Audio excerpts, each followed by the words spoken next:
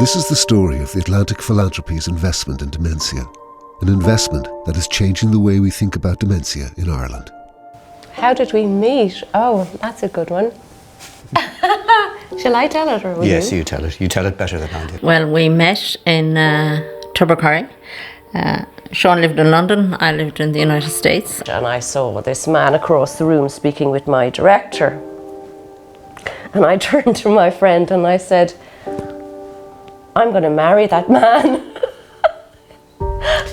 What is it, 32 years, I think? I think you could add 3 to it. 35 or above. Yeah. I knew the symptoms and everything, and I was quite suspicious about 2 years prior to Ronan's diagnosis.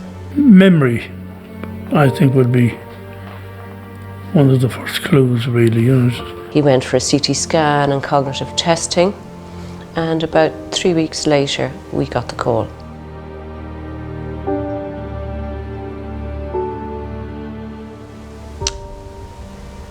It was pure shock and horror. I just felt my body was going to actually just melt into the floor. So I came home and there was nowhere to go to where there was no advice on who you could see. I had a diagnosis of Alzheimer's, early onset Alzheimer's, and that was it. Right now, there are an estimated 55,000 people in Ireland living with some form of dementia. In the next 25 years, that number will double.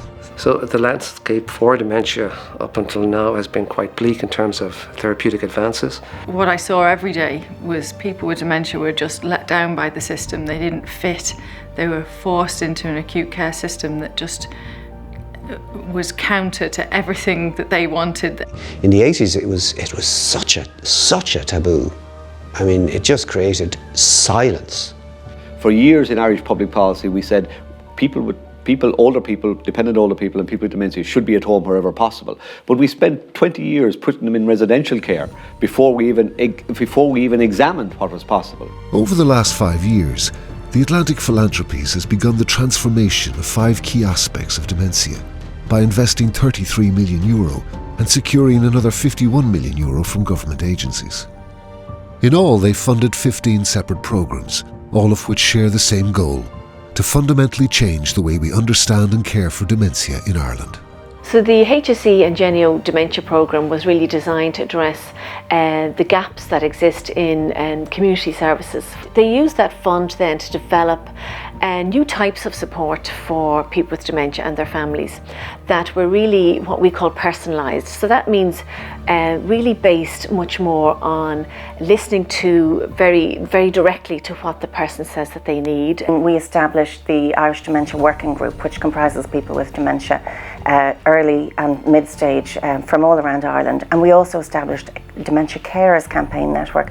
Now, prior to that, they didn't exist. And the idea is that if we train up these interdisciplinary leaders, we seed them across the world and give them the skills and attributes, the leadership skills to be able to tackle dementia, that they will be able to lead this out in their own countries.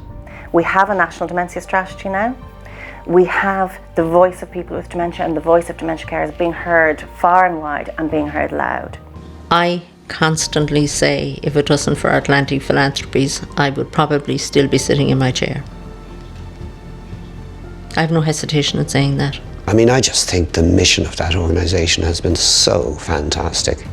And it's not to say that the work is done. We need to do a huge amount more in terms of building awareness, understanding and getting the policies in place so that the proper supports and services are there. There was no collaboration, there is now some collaboration, and that needs to be built upon. We're talking about making sure that people who want to make a difference in communities, who want to set up an Alzheimer's cafe, who want to have more psychosocial engagement, who want to engage communities more. This should be easy, not hard. This is why we live.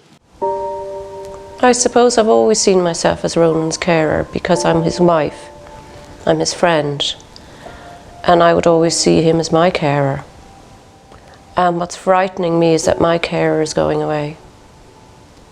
He's leaving me, and that's very frightening.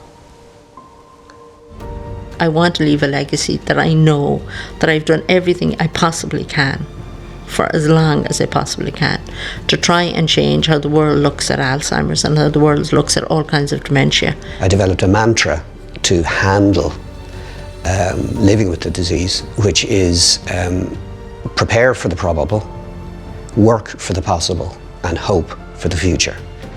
And hope is fundamentally a decision. I would really, really like for us to have a different view of what dementia is. I would really hope that the work that we've done has helped to move us towards a much more biopsychosocial understanding of dementia. I think very much just fundamentally it's about empathy. It's the ultimate human value.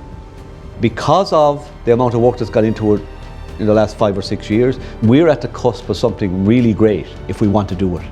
The impetus is there now, the momentum is started, so it's up to us to run with that and continue, and I think we can. Have we the will to do this? Have we the desire, the strength to change something, to really be radical in how we think about the disease and its implications?